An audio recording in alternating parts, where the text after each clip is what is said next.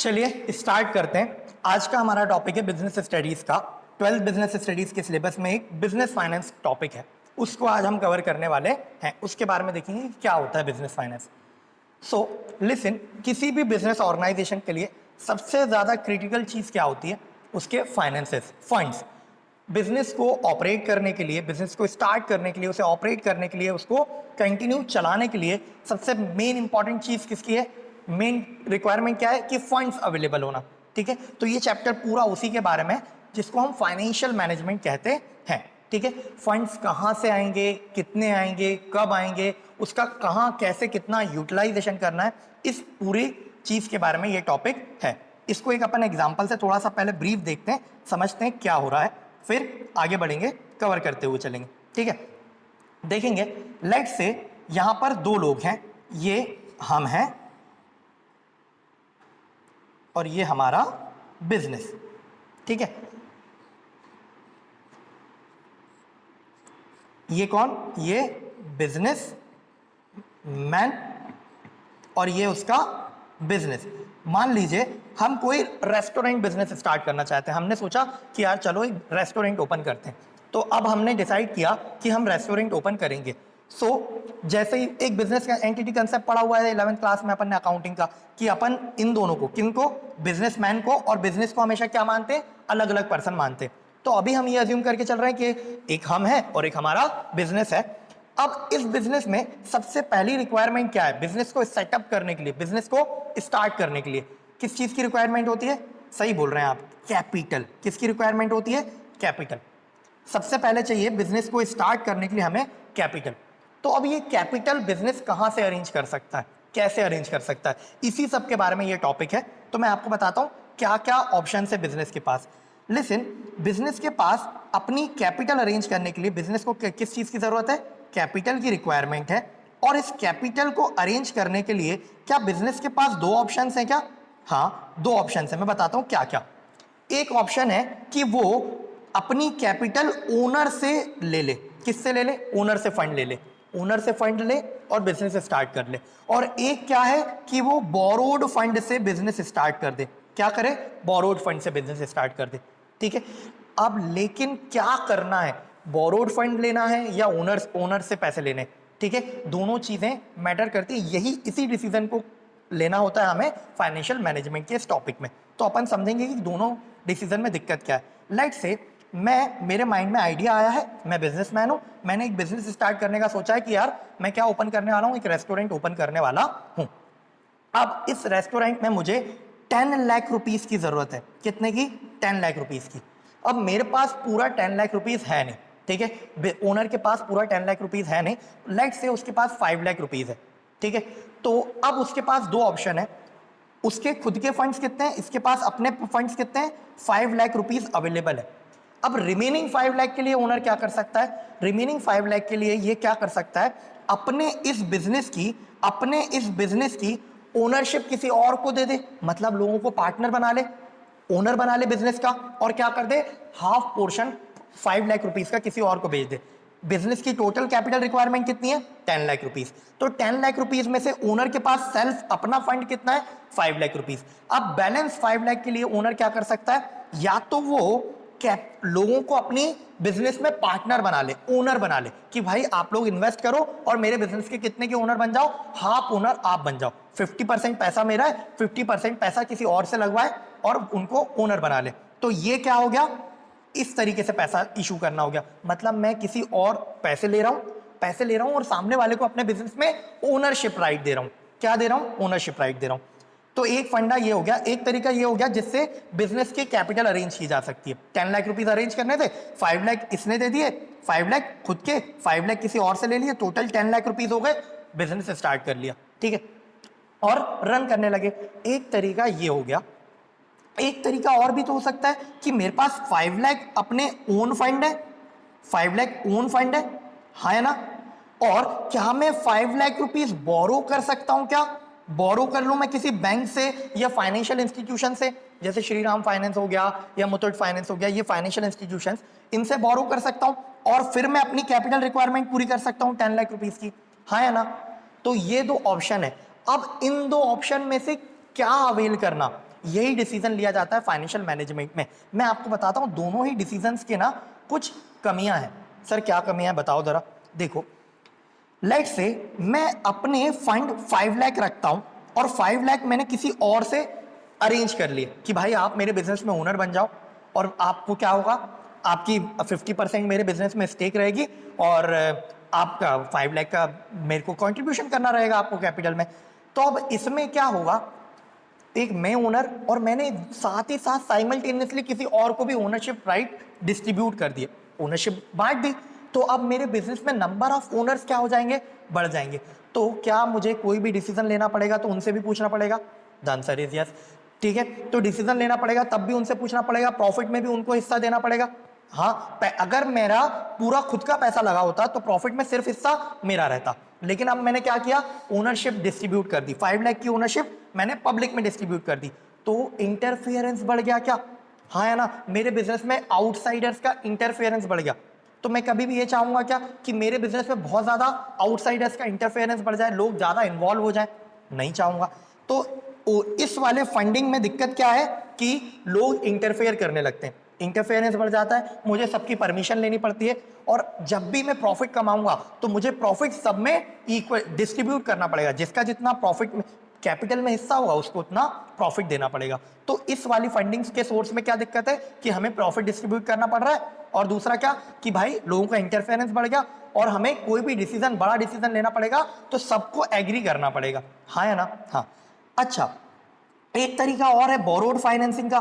Borrowed financing में क्या होता है, लिसन, मैंने बोरोड फाइनेंसिंग की तो क्या मुझे उसके अगेंस्ट सिर्फ इंटरेस्ट पे करना पड़ेगा?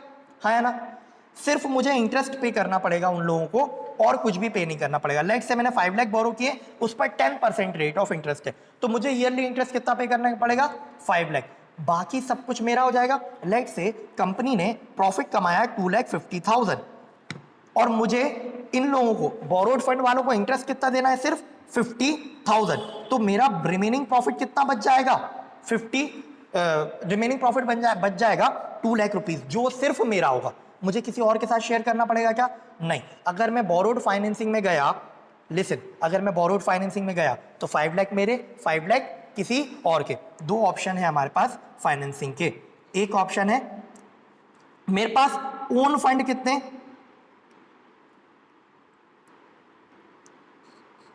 ओन फंड्स और बोरोइंग। लेट्स से सिनेरियो 1 में मैंने बोला मेरे पास ओन फंड है कितने, इसको थोड़ा सा और डिटेल में बनाते हैं। क्या, देखो, मैं ओन फंड से कितना पैसा रेज कर रहा हूं, फिर मैंने ओनरशिप राइट से कितना, मैंने राइट सेल से कितना फंड अरेंज किया, और फिर मैंने बोरोड फंड से कितना फंड अरेंज किया। लेट्स से सिनेरियो 1 में मैं बोल रहा हूं कि मैंने 5 लाख अपने लगाए और 5 लाख मैंने अपनी फर्म की, अपने बिजनेस की ओनरशिप राइट किसी और को सेल कर दी और 5 लाख उनसे ले लिए। तो मेरी टोटल कैपिटल रिक्वायरमेंट कितनी है? 10 लाख रुपीस कवर हो गई। मैंने बोरोड फंड कुछ भी नहीं लिया। तो इस वाले सिनेरियो में क्या होगा, जिनको मैंने अपना राइट सेल किया है, अपने बिजनेस का राइट सेल किया है, वो लोग क्या करेंगे, इंटरफेयर करेंगे मेरे बिजनेस में। उनसे मुझे हर बार डिसीजन लेना पड़ेगा, जब भी डिसीजन लूंगा तो उनसे पूछना पड़ेगा, और एट द एंड मुझे जो भी प्रॉफिट अर्न होगा वो मुझे उनको डिस्ट्रीब्यूट करना पड़ेगा। तो ये इस फंडिंग में दिक्कत हुई। सेकेंड सिनेरियो क्या है कि मैं ओन फंड 5 लाख रुपीज लगाऊं, मैं किसी को अपने राइट ना सेल करूं, मैं बोरोड फंड ले लूं, कितने? 5 लाख के, तो मेरी कैपिटल 10 लाख हो गई। हाँ है ना? इसमें बोरोड फंड में क्या है, बोरोड फंड में मुझे सिर्फ उनको इंटरेस्ट पे करना है, लेकिन इसमें भी एक लैक्यूना है, इसमें भी एक कमी है। लिसन, मान लो इनिशियल फेज में मुझे बिजनेस में प्रॉफिट नहीं हो रहा है, ठीक है, स्टार्ट इस बिजनेस का इनिशियल फेज होता है तब प्रॉफिट नहीं होते या प्रॉफिट कम होते हैं। तो क्या प्रॉफिट अगर मुझे नहीं हुआ और मैंने सिनेरियो 1 से फाइनेंसिंग रेज की है, फंड मैंने कैसे अरेंज किए, आधा अपना और आधा मैंने किसी को ओनरशिप दे दी। तो अगर मैंने सिनेरियो 1 से फंड रेज किए हैं तो मुझे कुछ इन लोगों को देना पड़ेगा क्या? फिर जिनको राइट सेल किए नहीं देना पड़ेगा। भाई प्रॉफिट होगा तो देंगे, नहीं होगा तो कुछ भी नहीं देंगे। हाँ या ना? हाँ। लेकिन अगर मैंने बोरोड फंड से फाइनेंसिंग की है, मैंने मनी बोरो की है, तो क्या मुझे उनको इंटरेस्ट पे करना ही करना पड़ेगा क्या? The answer is yes. At any cost मुझे हर साल उनको 50,000 का इंटरेस्ट 10% के रेट से पे करना पड़ेगा। ठीक है, तो अब यही डिसीजन लेना कि क्या सोर्स ऑफ फाइनेंस मुझे करना है। पहली बात, फाइनेंशियल मैनेजमेंट में हम क्या क्या डिस्कस करने वाले हैं। फर्स्ट ऑफ ऑल कि मुझे किस सोर्स से फंड रेज करना है। अपना फंड कितना है मेरे पास वो तो लिमिटेशन है ही, अब मैं राइट सेल से कितना फंड लूं और बोरोड फंड कितना ले सकता हूं, एक ये डिसीजन। ठीक है, एक डिसीजन ये लेने वाले हैं कि कहां से कितना फंड अरेंज करना है। सुनो, अगर मैं बहुत ज्यादा मनी बोरो करके पैसा बिजनेस स्टार्ट करता हूं तो मेरे पास क्या दिक्कत है कि मुझे बाहर वालों को बहुत सारा पैसा देना है और उनको इंटरेस्ट पेमेंट करनी रहेगी, तो मेरे ऊपर एक फिक्स्ड बर्डन आ जाएगा। तो मैं बहुत ज्यादा बोरोड फंड पे भी डिपेंडेंट नहीं रह सकता और मैं बहुत ज्यादा अपने राइट सेल भी नहीं कर सकता, मतलब बिजनेस में किसी और को ओनरशिप भी सेल नहीं कर सकता। क्यों? क्योंकि फिर लोगों का इन्वॉल्वमेंट बढ़ जाएगा और मैं ये कभी नहीं चाहूंगा, हाँ या ना। तो इनका कॉम्बिनेशन बनाना, एक बेस्ट मिक्स बनाना कि जिससे ना तो मेरी ओनरशिप इफेक्ट हो, ना तो मेरी कंपनी में मेरे राइट्स इफेक्ट हो और ना ही मेरे ऊपर कोई फिक्स्ड बर्डन आए इंटरेस्ट का। ठीक है, बोरोड फंड की वजह से इसका एक बेस्ट मिक्स बनाना, इसी को कहते हैं फाइनेंशियल मैनेजमेंट। एक चीज तो ये कि हमें किस सोर्स ऑफ फाइनेंस पर जाना है अपने बिजनेस में, एक ये चीज हम तय करेंगे फाइनेंशियल मैनेजमेंट में। सर और क्या तय करेंगे? और दूसरी चीज ये, लेट से मेरे पास 10 लाख रुपीस अरेंज हो गए, मैंने किसी भी एक सोर्स से 10 लाख रुपीस या दोनों के कॉम्बिनेशन से, बेस्ट कॉम्बिनेशन से क्या 10 लाख रुपीस अरेंज कर लिया। सर बेस्ट कॉम्बिनेशन कैसे पता चलता है? I will explain you in the chapter. ठीक है, अभी तो हम सिर्फ सिनेरियो उसका समरी देख रहे हैं। तो 10 लाख रुपीस मैंने अरेंज कर लिए। अब इस 10 लाख रुपीस का यूटिलाइजेशन कैसे करना है? लेट से मेरे पास दो प्रोजेक्ट हैं, एक प्रोजेक्ट 1 है और एक प्रोजेक्ट 2 है। प्रोजेक्ट 1 10 ईयर्स के लिए है, मतलब मैं उसमें पैसा लगाऊंगा तो 10 साल काम चलने वाला है वो वाला। मान लो मेरे को कोई बहुत बड़ा हाईवे बनाना है, ठीक है, वो 10 ईयर्स तक चलने वाला है, इंटरनेशनल हाईवे बना रहे हैं अपन। और एक मैंने प्रोजेक्ट है 3 ईयर्स का, ठीक है, उसमें अपन कोई एक लोकल स्टेट हाईवे बना रहे हैं, ठीक है, रोड कंस्ट्रक्शन का काम है हमारी कंपनी का। तो अब ये दो प्रोजेक्ट हैं, तो दो प्रोजेक्ट में से किस प्रोजेक्ट में पैसा लगाना या किस में नहीं लगाना और किस में कितना लगाना, ये भी तय करना होता है कि मेरे पास जो फंड्स अवेलेबल है ना उसका यूटिलाइजेशन कैसे करना है। ये भी हम इस टॉपिक में कवर करने वाले हैं। तो आई होप अभी आपको ये समझ में आ गया होगा कि ये पूरे बिजनेस फाइनेंस में क्या क्या क्या हम पढ़ने वाले हैं, कि कैसे हमें बेस्ट पॉसिबल मैनर में फंड्स इकट्ठे करने और कैसे उसका यूटिलाइजेशन करना है। चलो आओ थोड़ा सा अपन रीड करके देखते हैं। ठीक है, बिजनेस फाइनेंस क्या दिया हुआ है? Finance is the most important resource for any business. किसी भी बिजनेस के लिए बहुत ज्यादा इंपॉर्टेंट रिसोर्स है। Money is required by the business enterprise from the start of business activity till the end of it. जब तक बिजनेस स्टार्ट करने से लेकर एंड तक हमें क्या चाहिए? फंड्स की रिक्वायरमेंट है। ठीक है, it is needed to set up a business, business start करने के लिए, उसको रन करने के लिए एफिशिएंटली, उसको ग्रो करने के लिए और उसको एक्सपैंड करने के लिए। मुझे अगर बिजनेस एक्सपैंड करना है तो उसके लिए भी मुझे फंड चाहिए, बिजनेस स्टार्ट करने के लिए चाहिए, रन करने के लिए चाहिए, उसको इफेक्टिवली रन करने के लिए चाहिए, और अगर बिजनेस को बढ़ाना है, ग्रो करना है, ग्रोथ करानी है, तो उसके लिए भी टाइम टू टाइम मुझे फंड्स की जरूरत है। इतना इंपॉर्टेंट है फंड। देखो, and even to wind up, अगर मुझे कंपनी बंद भी करनी है ना, अपना ऑर्गेनाइजेशन बंद भी करना है, तो भी मुझे फंड्स की जरूरत पड़ेगी। जो लाइबिलिटीज है उनको पे ऑफ करना पड़ेगा, जो एक्सपेंसेस है उनको पे ऑफ करना पड़ेगा। चलो, funds are needed to enable the enterprise to run, to buy machine. सबसे पहले बेटा मुझे फंड्स चाहिए। क्यों चाहिए? मेरे को इक्विपमेंट्स खरीदने पड़ेंगे बिजनेस के लिए, अपने कुछ मशीनरी चाहिए, ठीक है, कुछ एसेट्स एक्वायर करनी है तो एसेट्स के लिए, रॉ मटेरियल परचेज के लिए चाहिए, फिनिश गुड्स के लिए चाहिए, वेजेस, फिनिश गुड्स मैं जो सेल कर रहा हूं उनके लिए, वेजेस और सैलरी पे करने के लिए और अदर एक्सपेंसेस को मीट करने के लिए भी मुझे क्या चाहिए? फंड्स चाहिए। It is the soul of any business concern. इसको सोल बोल सकते हैं, आत्मा है ये बिजनेस एंटरप्राइज के लिए। अगर ये नहीं तो बिजनेस पॉसिबल ही नहीं है। ठीक है, success of business primarily depends upon the favourable collection and use. क्या लिखा हुआ है? अगर मैं फेवरेबली सही सोर्स से सही टाइम पे फंड अरेंज कर लूं एक बात, और उसका सही वे में यूटिलाइजेशन कर लूं, उसी से तो सक्सेस डिफाइन होगी।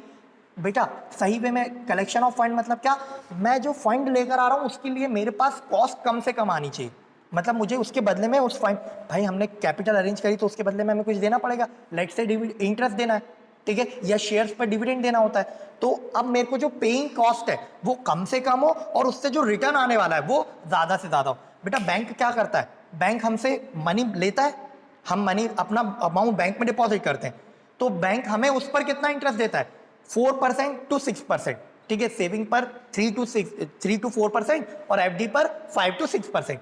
लेकिन जब वो मनी लैंडिंग करता है तो क्या करता है, हायर रेट पे करता है। तो सुनो, बैंक के लिए सोर्स ऑफ फाइनेंस क्या है, कम रेट पर अवेलेबल हो रहा है, 3 to 6% में फंड अवेलेबल हो रहा है, और जब बैंक लैंडिंग कर रहा है, किसी और को उधार दे रहा है, तो 10 to 16% पर लैंडिंग कर रहा है। See the difference between both of them, दोनों में डिफरेंस है बहुत ज्यादा। तो यही तो बैंक का मार्जिन है, इसी तरीके से तो बैंक को प्रॉफिट होगा। ऐसे ही बिजनेस में हमें जो फंड्स अरेंज करने हैं उसकी कॉस्ट मिनिमल रहनी चाहिए, और उसका जो यूटिलाइजेशन किया है हमने, जो उसको इन्वेस्ट किया है, वो ऑप्टिमम लेवल पर होना चाहिए, जिससे हमें ज्यादा से ज्यादा बेनिफिट मिल सके। आई क्या बात समझ में? तो यही बोल रहा है कि कलेक्शन ऑफ फंड और उसका यूटिलाइजेशन अगर फेवरेबल है तो बिजनेस सक्सेसफुल होगा, और अगर अनफेवरेबल है तो बिजनेस सक्सेसफुल नहीं हो पाएगा। The management of business finance, business के फाइनेंस के मैनेजमेंट को क्या कहा जाता है, फाइनेंशियल मैनेजमेंट कहा जाता है, फाइनेंशियल मैनेजमेंट कहा जाता है। लिसन, अ साउंड फाइनेंशियल मैनेजमेंट, मैंने पहले बताया बिजनेस फाइनेंस क्या होता है, फाइनेंशियल मैनेजमेंट कहते हैं। A sound financial management system is as important for business as is production and marketing activity. Product को बनाना, मार्केट में बेचना, वो जितना इंपॉर्टेंट है उतना ही इंपॉर्टेंट फाइनेंशियल मैनेजमेंट भी है। फंड्स को अरेंज करना वो भी मैनेजमेंट, वो भी इंपॉर्टेंट है। अगर टाइमली फंड अरेंज नहीं हुए तो हम कैसे काम कर पाएंगे भैया। चलो आगे देखेंगे। Financial management is applicable to every type of organization irrespective of its size, type and nature. किसी भी टाइप का ऑर्गेनाइजेशन हो, किसी भी साइज का हो, ठीक है, हर टाइप, किसी भी नेचर का हो, हर टाइप के ऑर्गेनाइजेशन में फाइनेंशियल मैनेजमेंट लगेगा। अगर छोटा शॉप है वहां पर भी फाइनेंशियल मैनेजमेंट देखना पड़ेगा, उसको फंड अरेंज करने पड़ेंगे, उसका यूटिलाइजेशन करना पड़ेगा, और उसी पर उसका प्रॉफिट डिपेंड करता है। और अगर बड़ा ऑर्गेनाइजेशन है तो वहां तो बट ऑब्वियस सी बात है, ठीक है। चलो मीनिंग एंड कंसेप्ट देख लेते हैं एक बार क्या है। Financial management is concern with those marginal activities, managerial activities. Managerial activities बेटा, फाइनेंस फंड कहां से अरेंज करना है, फंड को कहां यूटिलाइज करना है, ये कौन डिसाइड करता है, मैनेजरियल पर्संस। मैनेजरियल पर्संस कौन होते हैं, जो टॉप पर होते हैं, मतलब ओनर बोल सकते हैं अपन, ओनर या मैनेजमेंट बोल सकते हैं, टॉप मैनेजमेंट। तो उनकी मेन एक्टिविटी क्या है, फंड अरेंज करना, which are related to procurement and best utilization of fund. Procurement करना मतलब क्या, फंड अरेंज करना, और बेस्ट यूटिलाइजेशन मतलब क्या, उसका बेस्ट पॉसिबल मैनर में यूटिलाइजेशन करना। मतलब जैसे मैंने बैंक का एग्जांपल दिया, बैंक वाले कम कॉस्ट पर फंड अरेंज करते हैं और उसको हाई कॉस्ट पर लैंड करते हैं, ठीक है। So it deals with planning, organization, planning करना कि मुझे कब कितने फंड की रिक्वायरमेंट होगी, जब जितने फंड की रिक्वायरमेंट होगी पहले से प्लान तैयार करके रखना कि फ्यूचर में मेरे पास ये प्रोजेक्ट आने वाला है तो मुझे उसके लिए इतने फंड की रिक्वायरमेंट होगी। तो first is planning. Organizing, organize करना फंड, ठीक है, कि किस सोर्स से मैं ऑर्गेनाइज करूंगा उस फंड को, कहां से लेकर आऊंगा, डायरेक्ट करना, फिर उस पर कंट्रोल एस्टेब्लिश करना, और कोऑर्डिनेशन बनाना, देखना कि हमने जो सिस्टम डेवलप कर रखा है वो प्रॉपरली वर्क कर रहा है या नहीं कर रहा है, तो कोऑर्डिनेटिंग करना। Of financial activity of enterprises in best possible manner, जो बेस्ट वे हो सके उसमें क्या करना, यूटिलाइजेशन सिक्योर करना। आई क्या बात समझ में? इतना पूरा meaning and concept of financial management था। बिजनेस में फाइनेंस, और बिजनेस में फाइनेंस के मैनेजमेंट को क्या बोलते हैं, फाइनेंशियल मैनेजमेंट बोलते हैं। आई होप आपको यहां तक बात क्लियर हो गई है। चलो यहां तक बात समझ में आ गई, आगे बढ़े क्या? हाँ, अब देखते हैं अपन कि स्कोप और रोल ऑफ फाइनेंशियल मैनेजमेंट क्या है। बहुत ही ज्यादा इंपॉर्टेंट, बहुत ही ज्यादा इंपॉर्टेंट। देखना वही बातें जो हम अभी देख कर आए। सबसे पहले फाइनेंशियल अरेंजमेंट्स करना, अरेंजमेंट करना कि मैं कहां से, मेरा ऑल द डिसीजन क्या है, it include all the decision as to the amount and source of finance. क्या, कितने अमाउंट की मुझे जरूरत है। लिसन, मेरे को लेट से 10,000 की जरूरत है, 10,000 की जरूरत है और मैं फंड अरेंज कर रहा हूं 50,000, तो 40,000 तो मेरे पास आइडियल फंड पड़े रहेंगे ना, मेरे काम के ही नहीं रहेंगे। तो क्या मेरे को 50,000 अरेंज करने चाहिए क्या? नहीं। सबसे पहले मुझे ये डिसाइड करना पड़ेगा हाउ मच आई नीड। मेरे को 10,000 की रिक्वायरमेंट है, तो मैं कितना अरेंज करूंगा? 10,000 रुपीज। और from which source I can arrange that fund, मैं किस सोर्स से वो फंड अरेंज कर सकता हूं, that is source of my fund. तो ये क्या हो गया? Financial arrangement. ठीक है, मतलब स्कोप का मतलब होता है कि फाइनेंशियल मैनेजमेंट में, फाइनेंशियल मैनेजमेंट की जो एक्टिविटी है उसमें क्या क्या कवर होगा। तो सबसे पहले क्या कवर होगा कि arrangement of fund, financial arrangement. फिर क्या है? Investment in fixed assets and current assets. ये पॉइंट बहुत अच्छा है। देखो लेट्स से मेरे पास 10 लाख रुपीज है, 10 लाख रुपीज है। अब ना मेरे पास मेरे को कुछ फिक्स्ड एसेट्स चाहिए होंगे मेरे बिजनेस में। ठीक है, लाइक मेरे को क्लासेस को रिकॉर्ड करने के लिए कैमरा चाहिए, फिर कुछ फिक्स्ड इक्विपमेंट चाहिए। ठीक है, तो मैं क्या बोलूंगा? फिक्स्ड एसेट्स, उनको फिक्स्ड एसेट्स बोल देंगे। ठीक है, और एक होती है करंट एसेट्स, ये आपने पढ़ रखा है। ठीक है, फिक्स्ड एसेट्स और करंट एसेट्स। तो what proportion of my funds should I utilize for this and what proportion should be invested in this. ठीक है, लिसन, करंट एसेट्स में क्या आता है? मेरे डे टू डे ऑपरेशन से रिलेटेड चीजें, जैसे मेरे ट्रेड रिसीवेबल्स हैं, बैंक बैलेंस है, कैश इन हैंड है। तो मुझे डिसाइड करना पड़ेगा कि मेरे पास 10 लाख रुपीज है, तो उनमें से मैं कितना पैसा फिक्स्ड एसेट्स में आज इन्वेस्ट कर सकता हूं, और कितने पैसे, कितना अमाउंट मुझे as a working capital required होगा, कितने पैसे मुझे बैंक अकाउंट में रखने पड़ेंगे to pay the operating expenses of my business, to pay the salary of my staff. ठीक है, to pay the administrative expenses of my office. आती क्या बात समझ में? तो मुझे स्टाफ की सैलरी पे करनी है, फिर उसके बाद मेरे को अपने एडमिनिस्ट्रेटिव एक्सपेंस पे करने, तो मेरे पास कुछ पैसा तो कैश होना चाहिए, बैंक में बैंक बैलेंस होना चाहिए। तो मैं कितना अमाउंट अपने फिक्स्ड एसेट में इन्वेस्ट कर सकता हूँ? लिसन, लेट से मुझे कैमरे की रिक्वायरमेंट है अपनी क्लासेस के लिए, तो मेरे पास दो ऑप्शन है कि या तो मैं कैमरा बाय कर लूँ, ठीक है, और या तो मैं लीज पर ले लूँ, किसी से रेंट पे ले लूँ, रेंटल कैमरा यूज कर लूँ। अगर मेरे पास इनफ फंड है कि मैं कैमरा बाय कर लूं, उसके बाद भी मेरे पास मेरे day to day operations effect नहीं होंगे, तो मैं क्या करूंगा? मैं कैमरा बाय कर लूंगा। लेकिन अगर मेरे पास फंड्स लिमिटेड है तो मैं कैमरा बाय करूंगा क्या? क्योंकि कैमरा बाय करूंगा तो आज मुझे, आज की डेट में 1 लाख रुपीज इन्वेस्ट करना पड़ेगा उसमें, और कैमरा बोरो करूंगा तो लेट से उसका कैमरे का रेंट आ रहा है 10,000 पर मंथ। तो मैं रेंट पर चीजें ले लूं या एसेट खरीद लूं, डायरेक्ट एसेट ही परचेज कर लूं, ये भी डिसाइड करूंगा मैं। क्यों? क्योंकि अगर मैंने 10 लाख अरेंज किए और उससे सारी एसेट्स परचेज करनी, तो फिर मैं सैलरी वगैरह कैसे पे करूंगा? तो मैं ये डिसाइड करता हूं फाइनेंशियल मैनेजमेंट में कि what amount of my funds should I invest in fixed assets, और कितना मेरे पास as a current assets, bank balances वगैरह बचे रहने चाहिए। तो ये भी एक स्कोप है फाइनेंशियल मैनेजमेंट का। ठीक है, फर्स्ट चीज अपन ने क्या देखी? अरेंजमेंट करना। सेकंड कि उसका एलोकेशन करना। फर्स्ट क्या था? Arrangement of fund. सेकंड क्या है? एलोकेशन ऑफ फंड, कितना फिक्स्ड एसेट्स में लगाना और कितना करंट एसेट्स में सेव कर रखना है फ्यूचर के लिए। ठीक है, फिर अरेंजमेंट करना। ठीक है, अरेंजमेंट मतलब करना वही सोर्स डिसाइड करना, कितना बोरो करना है, कितना अपना ओनरशिप राइट सेल करके पैसा इकट्ठा करना है। ठीक है, और लॉन्ग टर्म के लिए लेना है या फिर शॉर्ट टर्म के लिए लेना है। ठीक है, लॉन्ग टर्म बैंक से लोन लेने गया, मेरे को जरूरत है लॉन्ग टर्म लोन की, 5 साल वाले लोन की, और मैं बैंक से 1 साल वाला लोन, 1 साल का कमिटमेंट करके लोन ले आया, तो क्या मैं पे कर पाऊंगा? क्या नहीं, मुझे दिक्कत आएगी पे करने में।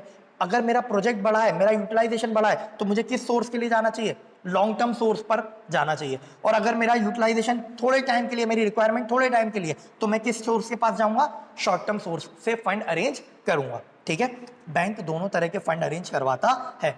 यू ऑल नो कि बैंक लॉन्ग टर्म लोन भी देता है जिसको टर्म लोन बोलते हैं, और बैंक शॉर्ट टर्म लोन भी देता है जिसको सीसी लिमिट बोलते हैं, कैश क्रेडिट लिमिट, या फिर बैंक ओवरड्राफ्ट फैसिलिटी दे देता है बैंक। तो मुझे डिसाइड करना पड़ेगा कि मेरी रिक्वायरमेंट शॉर्ट टर्म के लिए है या फिर लॉन्ग टर्म के लिए।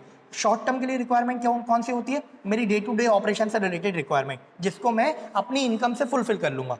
ठीक है, और लॉन्ग टर्म के लिए रिक्वायरमेंट, मेरे को कैपिटल एसेट खरीदनी है, मेरे को एसेट अक्वायर करनी है, या फिर मेरे को नया बिजनेस स्टार्ट करना है, या फिर कुछ मैं अपना बिजनेस एक्सपैंड कर रहा हूं, तो उन सब के लिए कैसे कैपिटल की रिक्वायरमेंट होती है, कैसे फंड की रिक्वायरमेंट होती है? लॉन्ग टर्म फंड की रिक्वायरमेंट होती है। तो मैं अपने फंड की रिक्वायरमेंट को समझूंगा और उस हिसाब से अरेंजमेंट करूंगा उसका। ठीक है, नेक्स्ट पॉइंट क्या है? The management of profit. Listen, let's say हमने प्रॉफिट अर्न किया 5 लाख रुपीज का, ठीक है, 5 लाख रुपीस का प्रॉफिट अर्न किया। अब क्या मैं ये पूरा 5 लाख का प्रॉफिट ओनर्स को डिस्ट्रीब्यूट कर दूं, जिसका जितना प्रॉफिट है, जिसका जितना शेयर बन रहा है उसको उतना प्रॉफिट दे दूं, या फिर मैं प्रॉफिट में से कुछ portion reserves as a reserves बचा के रखूं कि फ्यूचर में मुझे जरूरत पड़ेगी तो मैं यूज कर पाऊंगा। इसी को बोलते हैं कि प्रॉफिट को मैनेजमेंट करना, प्रॉफिट का मैनेजमेंट करना। कि देखना as to how much will I retain, मुझे कितना प्रॉफिट बचा कर रख लेना चाहिए। मैं इसमें से हाफ डिस्ट्रीब्यूट कर दूं क्या, हाफ सेव कर लूं क्या, या मैं 60% डिस्ट्रीब्यूट कर दूं क्या, 40% रिटेन कर दूं क्या, ये डिसाइड करना, ये डिसीजन लेना, ये भी क्या है, स्कोप ऑफ फाइनेंशियल मैनेजमेंट में कवर होता है। कि how much should I retain and what proportion will be distributed amongst the share holder as a in form of dividend. मैं ओनर्स को कितना डिस्ट्रीब्यूट कर दूं और कितना फ्यूचर के लिए बचाकर रखूं। अगर मुझे दिख रहा है कि मुझे फ्यूचर में कैपिटल की रिक्वायरमेंट होगी, फंड्स की रिक्वायरमेंट होगी, तो मैं कम से कम प्रॉफिट दूंगा, कम से कम डिविडेंड दूंगा, या तो दूंगा ही नहीं। ठीक है, लेकिन फिर ये भी डिसाइड करना पड़ेगा मुझे कि ऐसा ना हो कि अगर मैं डिविडेंड ना दूं तो शेयर होल्डर गुस्सा हो जाए, शेयर होल्डर गुस्सा हो जाएंगे तो दिक्कत हो जाएगी। तो ये भी डिसाइड करना कि मुझे डिविडेंड देना है या नहीं देना है, और देना है तो कितना देना है और कितना पैसा बचाकर रखना है, ये भी स्कोप ऑफ फाइनेंशियल मैनेजमेंट में कवर होगा। ठीक है, नेक्स्ट क्या है, financial control, comparing actual decisions. मैंने डिसीजन लिया कि मैंने सोर्स 1 से फाइनेंसिंग की, तो सोर्स 1 से फाइनेंसिंग करा तो उससे मुझे एक्चुअली में क्या कॉस्ट आई, मेरे पर क्या इंपैक्ट पड़ा, मेरे बिजनेस पर क्या इंपैक्ट पड़ा, और मैं जो सोच कर चल रहा था, जब मैंने प्लानिंग की होगी तब मैंने सोचा होगा। तो comparing actuals with the standard one, कि कितना डेविएशन है, क्या उसमें डेविएशन है, डेविएशन निकाल लूंगा तो मैं क्या कर पाऊंगा, फ्यूचर में जब सेम टाइप का डिसीजन दोबारा ले रहा हूंगा ना, तब मैं उस एक्सपीरियंस को यूज कर सकता हूं। तो क्या बोल रहा है फाइनेंशियल कंट्रोल में कि एक्चुअल डिसीजन को स्टैंडर्ड से करना, कंपेयर करना, और उसमें क्या निकालना, डेविएशंस फाइंड आउट करना, ये भी स्कोप है। फर्स्ट थिंग क्या देखी थी अपन ने, सबसे पहले अरेंजमेंट देखना, फिर इन मेरे को फिक्स एसेट में कितना रखना है और करेंट एसेट में कितना रखना है ये देखना, फिर उसको फंड्स को अरेंज करना, फिर प्रॉफिट्स को मैनेज करना, और अभी हमने देखा financial control. And the last one is financial analysis. For understanding true financial picture of the organisation use ratio analysis, cash flow analysis, etc.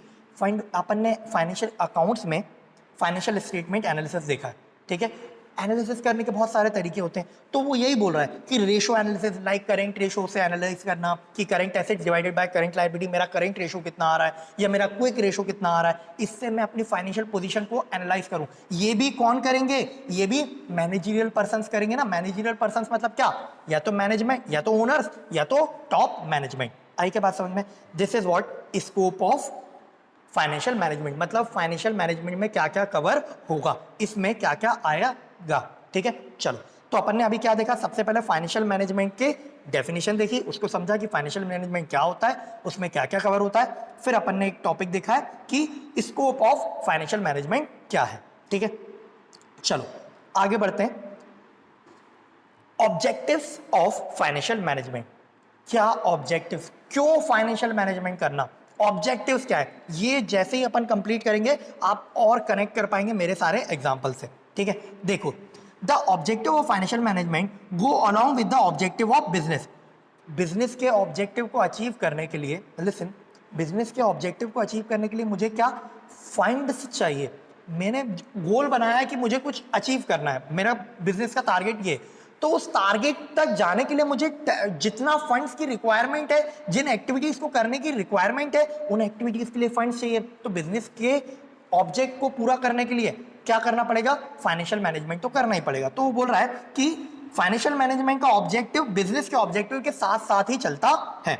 The broad objectives of financial management are to provide assistance in achieving the organizational goal। Organization के goal achieve करने के लिए क्या करना पड़ेगा, financial management को achieve करना पड़ेगा, उसके साथ साथ काम करना पड़ेगा। In specific term, the basic objective of financial management is to ensure a fair return to the investors. सुनना क्या बात है ये, मैं अपने फंड्स को इस तरह से अरेंज करूं, इस तरह से मैनेज करूं कि जो ओनर्स ने मेरे बिजनेस में पैसा लगाया है ना, उनको मैक्सिमम रिटर्न मिल सके, उनको ज्यादा से ज्यादा मैं रिटर्न प्रोवाइड कर पाऊं। तो यही बोल रहा है फेयर रिटर्न।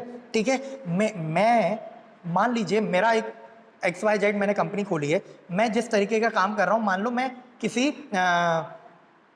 मैं FMCG प्रोडक्ट में हूं, ठीक है, फास्ट मूविंग कंज्यूमर गुड्स। मेरा एक कॉम्पिटिटर है ABC लिमिटेड, तो वो अपने शेयर होल्डर्स को, अपने ओनर्स को कितना रिटर्न दे पा रहा है, उतना ही रिटर्न मुझे भी देना होगा। दिस इज व्हाट कि फेयर रिटर्न देना। मार्केट में कॉम्पिटिटर से फेयरली कॉम्पीट कर पाना, जितना वो लोग रिटर्न दे पा रहे हैं उतना ही मैं रिटर्न दे पा रहा हूं। तो उसके लिए मुझे क्या करना पड़ेगा, अपना फाइनेंशियल मैनेजमेंट करना पड़ेगा, अपने फंड्स को मैनेज करना पड़ेगा इस तरीके से कि मेरी अरेंजमेंट की कॉस्ट कम हो और उससे यूटिलाइजेशन से जो प्रॉफिट आ रहा है, बेनिफिट आ रहा है, वो ज्यादा हो। वही बैंक वाला एग्जांपल। ठीक है, विद एडिक्वेट सिक्योरिटी। अच्छा बेटा, बिजनेस में जो ओनर्स का पैसा लगा हुआ है वो सिक्योर होना चाहिए। ठीक है, तो वो बोल रहा है कि आप फंड्स तो अरेंज कर रहे हो, रिटर्न तो दे रहे हो, लेकिन उसमें सिक्योरिटी भी होना चाहिए and proper utilization of fund. Security भी होना चाहिए और उसका प्रॉपर यूटिलाइजेशन भी होना चाहिए। मान लीजिए 2 प्रोजेक्ट थे आपके पास, एक प्रोजेक्ट में आपने देखा, कैलकुलेट करके देखा कि यार 10% का रिटर्न आ रहा है और एक प्रोजेक्ट में 18% का रिटर्न आ रहा है, तो आपके फंड कहाँ इन्वेस्टेड होना चाहिए, 18% वाले फंड उस प्रोजेक्ट में। आई के बात समझ में? तो ये हुआ proper utilization and effective control over financial activities. Financial activity पर इफेक्टिव कंट्रोल होना चाहिए, ये ऑब्जेक्टिव है। ठीक है, following are the main objectives of financial management. क्या क्या मेन ऑब्जेक्टिव है? First of all profit maximization. वही बैंक वाला एग्जांपल, बैंक कम कॉस्ट पर अरेंज कर रहा है, ज्यादा कॉस्ट पर फंड्स को यूटिलाइज कर रहा है, तो प्रॉफिट मैक्सिमाइजेशन मेन पर्पस होना चाहिए कि अरेंजमेंट की कॉस्ट कम से कम हो और उसके यूटिलाइजेशन से आने वाला बेनिफिट ज्यादा से ज्यादा हो। Primary objective of financial management is to maximize profits.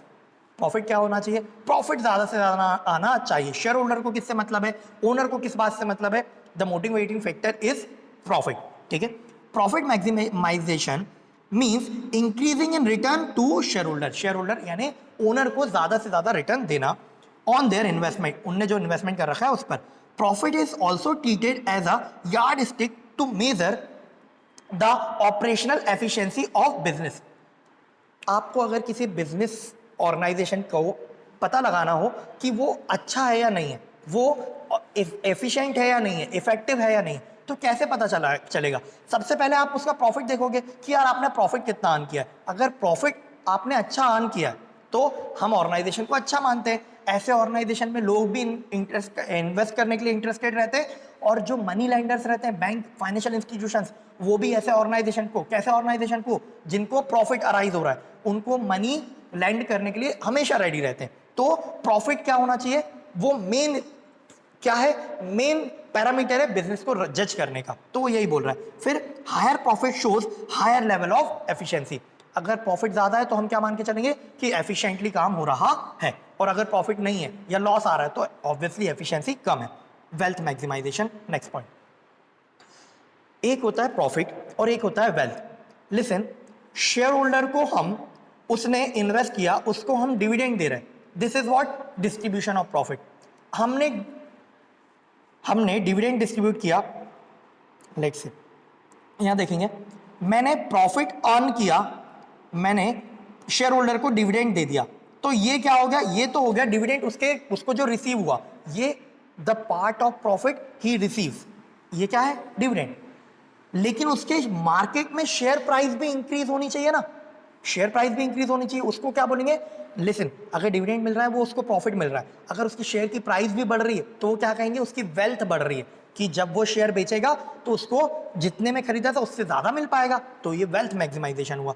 तो फाइनेंशियल मैनेजमेंट का एक पर्पस क्या है कि भाई मैं अपना फाइनेंशियल मैनेजमेंट इस तरीके से करूंगा, अपने बिजनेस ऑपरेशंस को इस तरीके से मैनेज करूंगा कि मेरे शेयर होल्डर्स की यानी ओनर्स की क्या हो? वेल्थ मैक्सिमाइज हो।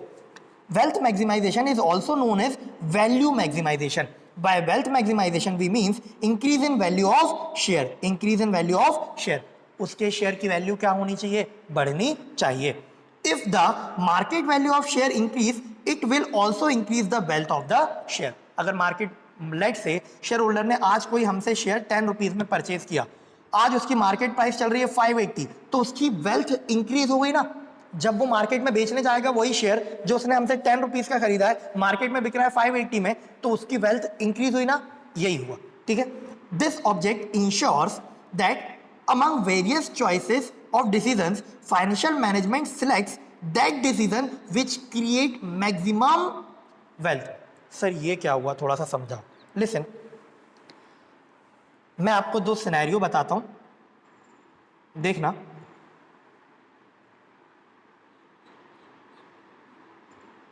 एक ऑर्गेनाइजेशन है एबीसी लिमिटेड, एक ऑर्गेनाइजेशन है XYZ लिमिटेड। ठीक है, दोनों की कैपिटल है 100 करोड़ कैपिटल, और इसकी भी कैपिटल कितनी है, लेट से 100 करोड़ कैपिटल है दोनों की। ठीक है, अब इनको फर्दर, अच्छा मैं और ब्रेकअप दे देता हूं इसका 50% अमाउंट यानी 50 करोड़ रुपीस ओनर्स का पैसा है, या फिर हम उसको क्या बोल सकते हैं, और शेयर होल्डर्स।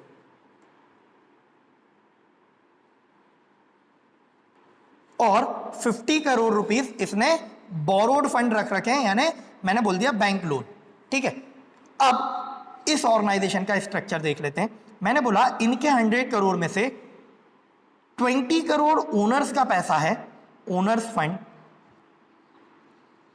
और 80 करोड़ बोरोड फंड है, बोरोड फंड यानी बैंक से लोन ले रखा है। इनका रेशो कितना है बोरोड फंड का, 1:1, और इनका कितना है, 80% इनका बोरोड फंड है। किसका, XYZ लिमिटेड का। मुझे एक बात बताओ, दोनों में से किस ऑर्गेनाइजेशन को आप सेफ, किस ऑर्गेनाइजेशन में आप सेफ फील करेंगे? ऐसा ऑर्गेनाइजेशन, एक लेंडर के पॉइंट ऑफ व्यू से बताएंगे अभी आप मेरे को, कि लेट से आपको लोन देना है, तो किसको लोन देना प्रेफर करोगे? एबीसी लिमिटेड को लोन देना प्रेफर करोगे या XYZ को लोन देना प्रेफर करोगे? XYZ के पास ऑलरेडी 80% लोन है, ओनर का पैसा सिर्फ कितना है, 20 करोड़, और मनी लैंडर्स का मतलब बैंक का पैसा कितना है, 80 करोड़, यानी कितना है, 80% फंड है। खुद के फंड का 80, खुद का फंड है 20%, और बोरो फंड कितना लगा रखा है इनने, 80%। क्या XYZ लिमिटेड को कोई मनी लैंड करना प्रेफर करेगा क्या? दोनों में से अगर मुझे लोन देना हो तो मैं किसको लोन देना प्रेफर करूंगा, एबीसी को या XYZ को? Obviously the answer is ABC को। क्यों? क्योंकि सर XYZ के पास ऑलरेडी 80 करोड़ का डेप्ट है, अब उसको और डेप्ट देंगे तो वो और ज्यादा डेप्ट में आ जाएगी, और हो सकता है कि ऑर्गेनाइजेशन सर्वाइव ही ना कर पाए, हो सकता है ऑर्गेनाइजेशन लॉस में चला जाए। लॉस में चला जाए तो ये फंड बर्बाद हो जाएगा जिनने भी लैंडिंग कर रखी है ना? और इसके पास तो चलो सर 50% खुद का पैसा भी तो है, अब अगर ये थोड़ा फंड और भी ले लेता है तो ठीक है, चल जाता है, क्योंकि वैसे भी हम डेट इक्विटी रेशो कितना कंसीडर करते हैं, 2:1। ओनर का पैसा, ओनर के फंड यानी इक्विटी फंड से डेप्ट फंड कितना हो सकता है, आइडियली 2 टाइम्स हो सकता है, ये हम आइडियली अज्यूम करके चलते हैं कि इतना होना वेल एंड गुड है। तो अब मेरे बच्चे, किस ऑर्गेनाइजेशन को आप देना प्रेफर करेंगे? एबीसी लिमिटेड को। तो मुझे एक बात बताओ, मार्केट में किसकी ज्यादा गुडविल होगी, मार्केट गुडविल किसकी अच्छी होगी, एबीसी लिमिटेड की या XYZ लिमिटेड की? Obviously answer is ABC limited की। ठीक है, क्यों और एबीसी लिमिटेड की हुई? लिसन बेटा, जिस कंपनी की मार्केट गुडविल होती है उसका शेयर प्राइस क्या होता है, इंक्रीज होता है, और जिसकी मार्केट गुडविल खराब होती है उसका शेयर प्राइस क्या होता है, डिक्रीज होता है। तो हम फाइनेंशियल मैनेजमेंट करते समय जब डिसीजन लेंगे तो इस हिसाब से डिसीजन लेंगे कि हमारा मार्केट में शेयर प्राइस इंक्रीज हो, ना कि डिक्रीज हो। अगर शेयर प्राइस इंक्रीज हुआ तो वेल्थ ऑटोमेटिकली क्या होगी, मैक्सिमाइज होगी। तो जब मुझे फंड की रिक्वायरमेंट होगी तो फाइनेंशियल मैनेजमेंट में ये डिसाइड करना which source of fund suits to me, कौन सा फंड मेरे लिए बेटर है, ये डिसाइड करना। तो अब मैं ये भी देखूंगा कि उससे मेरे शेयर प्राइस पर क्या इफेक्ट पड़ेगा। मेरा शेयर प्राइस क्या होना चाहिए मेरे डिसीजन के बाद, ऊपर जाना चाहिए, ना कि नीचे आना चाहिए। ठीक है, this is what wealth maximization point says. ठीक है, क्लियर है बात? चलो आगे बढ़ते हैं। इसके बाद सेफ्टी ऑफ फंड्स, वही बात कि मैं मेरे फंड्स में इस तरीके से अरेंज करूंगा, फाइनेंशियल मैनेजमेंट इस तरीके से करूंगा कि मेरे पास जो फंड्स लोगों के हैं वो कैसे रहे, सेफ रहे, ओनर्स का पैसा भी सेफ रहे और मनी लेंडर्स का पैसा भी सेफ रहे। ठीक है, financial management is suppose to ensure safety of funds provided by investors. Investors ने जो पैसा लगा रखा है वो सेफ रहे, ऐसा ना हो कि इन्वेस्टर का पैसा डूब जाए। इस तरीके से मैनेजमेंट करना है। If these funds get wasted it will ultimately result in reducing the future financial health. अगर फंड वेस्ट हो गए तो फ्यूचर में फाइनेंशियल हेल्थ खराब हो जाएगी और बिजनेस ऑर्गेनाइजेशन बंद हो जाएगा। ठीक है, the business will not be able to give sufficient profit to its owner and will also be unable to pay back the funds when asked. ठीक है, मैं ना तो प्रॉफिट दे पाऊंगा और ना ही फंड्स को रीपेमेंट कर पाऊंगा। क्लियर है क्या बात? चलो आगे बढ़ते हैं। Next point, liquidity. लिक्विडिटी का मतलब क्या होता है? लिक्विडिटी, एक लिक्विड रेशो पढ़ रखा है अपन ने अकाउंट्स में। क्या होता है liquid ratio formula? Liquid asset divided by liquid liability. वहां पर भी लिक्विड समझा था हमने, अभी फिर से समझते हैं क्या लिक्विडिटी मतलब। इज लाइक मेरे पास कैश अवेलेबल रहे, मेरे पास बिजनेस में रिक्वायर्ड अमाउंट ऑफ कैश हमेशा अवेलेबल रहे। ठीक है, एक एग्जांपल लेते हैं, रिलायंस जियो। रिलायंस जियो जब लॉन्च हुआ था तो उन्होंने क्या किया, रिलायंस के पास बहुत सारा हार्ड कैश अवेलेबल था। ठीक है, कैश फंड्स अवेलेबल थे। कैश मतलब कैश फंड नहीं, बैंक में उसको भी कैश इक्विवेलेंट बोलते हैं। तो रिलायंस के पास बहुत सारे कैश फंड्स थे। ठीक है, लिक्विडिटी अवेलेबल थी। तो जब वो लॉन्च हुई थी तब उन्होंने क्या किया था, फ्री सर्विसेज देना शुरू की थी, तो मार्केट कैप्चर किया था, हाँ या ना। और आज मैक्सिमम यूजर्स रिलायंस जियो के, इतनी पुरानी कंपनी एयरटेल, फिर वोडाफोन, आइडिया, सबको बीट करके रिलायंस का कस्टमर बेस, रिलायंस जियो का कस्टमर बेस सबसे ज्यादा है। क्यों? क्योंकि उनके पास कैश बर्न करने के लिए इनफ कैश था। उन्होंने पहले फ्री सर्विसेज दी तो कैश बर्न करने के लिए इनफ कैश अवेलेबल था, तो उन्होंने उसका क्या किया, अपॉर्चुनिटी थी, उनने उसको सीख किया। कैसे सीख किया? क्योंकि उनके पास लिक्विडिटी थी, उनके पास फंड्स थे उस चीज को मैनेज करने के लिए। तो मैं अपना फाइनेंशियल मैनेजमेंट इस तरीके से करूंगा बच्चे कि मेरे पास हमेशा प्रॉपर फंड, जितने रिक्वायर्ड फंड है ना वो अवेलेबल रहे। क्यों? इससे मुझे क्या बेनिफिट होगा? इससे ये बेनिफिट होता है कि जब मेरे पास कोई रिक्वायरमेंट आई, जैसे ही मेरे पास कोई अपॉर्चुनिटी आई, मेरे पास लिक्विडिटी है, तो मैं उसको यूज कर पाऊंगा, उस फंड को यूटिलाइज करके मैं उस अपॉर्चुनिटी को सीख कर पाऊंगा और अपने फेवर में यूज कर पाऊंगा। ठीक है, देखो, enterprise should always keep adequate cash to pay the suppliers को पेमेंट करने के लिए, क्रेडिटर्स को पे करने के लिए, डे टू डे एक्सपेंसेस को मीट करने के लिए। लेट्स से मेरे पास लिक्विडिटी ही नहीं है, मैं टाइम पे अपने क्रेडिटर्स को, अपने सप्लायर्स को पेमेंट नहीं कर पा रहा हूँ, या फिर मेरे पास कोई अपॉर्चुनिटी आई मैं उसको सीख नहीं कर पा रहा हूँ, तो फिर किस काम का मैनेजमेंट? तो फाइनेंशियल मैनेजमेंट में मुझे ये भी इंश्योर करना पड़ेगा, मेरा एक ये भी ऑब्जेक्ट रहेगा कि मेरे पास हमेशा इनफ अमाउंट ऑफ लिक्विडिटी रहे, ताकि मैं अपने बिजनेस ऑपरेशंस को इफेक्टिवली रन कर पाऊँ। ठीक है, चलो आगे बढ़ते हैं। ऑब्जेक्टिव ऑफ मैक्सिमम रिटर्न, ये पॉइंट भी अपन पहले डिस्कस कर चुके हैं, एक बार छोटा सा शॉर्ट में देख लेते हैं। क्या मैक्सिमम रिटर्न? शेयर होल्डर्स ने, इन्वेस्टर्स ने, जिनने मेरे बिजनेस में पैसा लगा रखा है, मैं कोशिश करूंगा कि मैं उनको ज्यादा से ज्यादा रिटर्न दे पाऊं।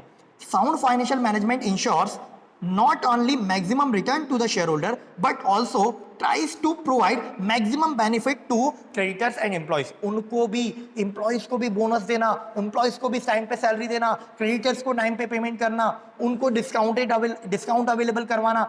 इससे मेरे को क्या अवेलेबल होगा भाई? अगर मैं एम्प्लॉयज को टाइमली सैलरी पे कर रहा हूँ, बोनस पे कर रहा हूँ, उनको इंसेंटिव्स दे रहा हूँ, तो they will be more involve in my business, वो ज्यादा लॉयल रहेंगे, ज्यादा इफेक्टिवली काम करेंगे।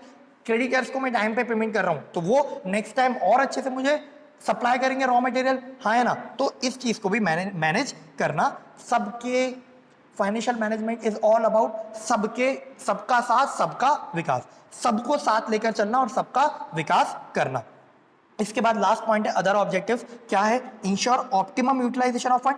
ये अपन पहले भी कर चुके हैं कि हम ऑप्टिमम यूटिलाइजेशन करेंगे, ऐसे सोर्स में पैसा लगाएंगे जहां से हमें रिटर्न ज्यादा आता हो। फिर establish sound financial control to check the flow of finances.